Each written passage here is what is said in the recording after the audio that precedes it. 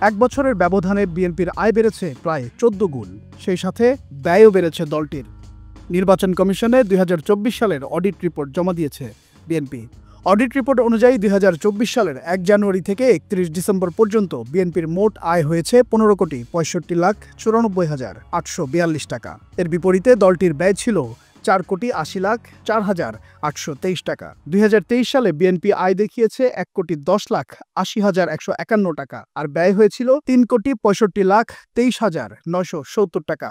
RPO নিবন্ধিত দলগুলোর প্রতি বছর জুলাইয়ের মধ্যে আগের বছরের আর্থিক লেনদেনের প্রতিবেদন দেওয়ার বাধ্যবাধকতা রয়েছে। এবার আওয়ামী লীগ ছাড়া ৫০টি নিবন্ধিত দলকে অডিট রিপোর্ট দিতে চিঠি দেয় ইলেকশন কমিশন।